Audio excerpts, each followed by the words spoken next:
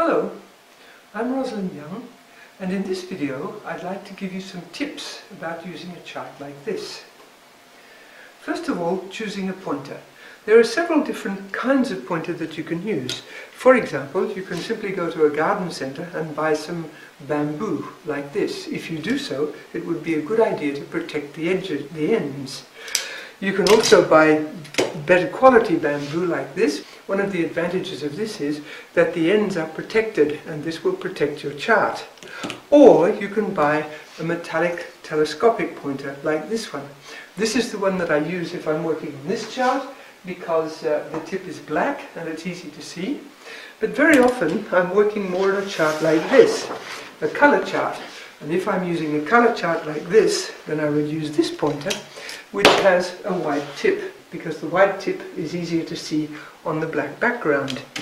So today, for you, I'm going to be using this black tip pointer. Where to stand?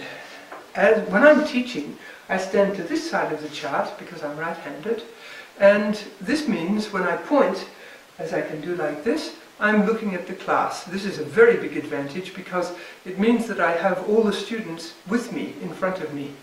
When I get a student to work with me, I'd move to the other side of the chart, or I'd get the student, depending on whether the student is right-handed or left-handed, so that we can both work on the chart together, one on one side, one on the other side.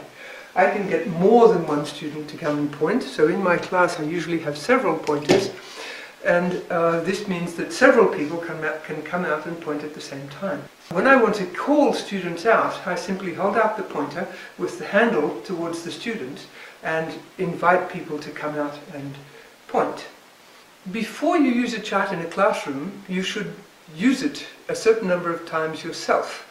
What I would suggest you do is get a dictionary which has phonetic symbols in it, and then point to different things on the chart and check in the dictionary that you're pointing correctly, so that you are aware, first of all, of where all the sounds are, how they're organized, where they are, and that you are quite sure that you are pointing correctly. How to point. The most important thing is be precise. So if you're trying to point a word like top, then it is this, this, and this. Sometimes when students come out the first time to point, they come out and they point like that. And nobody knows what they've pointed to. And so I do the same thing. I say, and the class laughs, and everybody knows that this is not how you point. And then I say, you have to be precise. And so I get the student to point again, and this time they would point exactly like that, and this is what I want. Quite often, when I'm pointing, I hesitate at some point. Am I going to show them a faster version or a slower version? So I hesitate. So when I get to the end of that, I say, I'll do it again. And I point to it again, this time from the beginning to the end without any hesitations. When I'm introducing a chart, I certainly don't introduce the whole chart together. I start pointing sequences as soon as I possibly can, because I want the students to get used to putting all the English sounds together with other English sounds. Many of these sounds exist in other languages, but they don't exist in quite the same way as they do in English. I want them to use the articulatory setting of English, and I want them to use speech breathing. And so I'm going to get them to use strings quite quickly, so that we have these different aspects of English involved in the very early stages of pointing.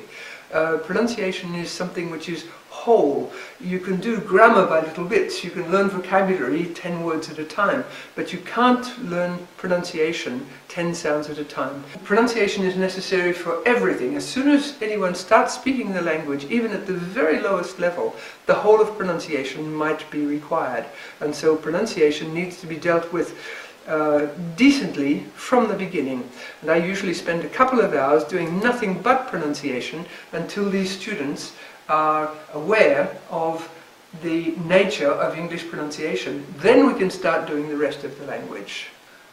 Using a chart in this way, where I say very little, in fact, I tune what the students say, I get them to try things, I get them to make it longer, make it shorter, I get them to do all sorts of things like this. I get them to use pitch, so that they can give the stresses and the unstressed syllables.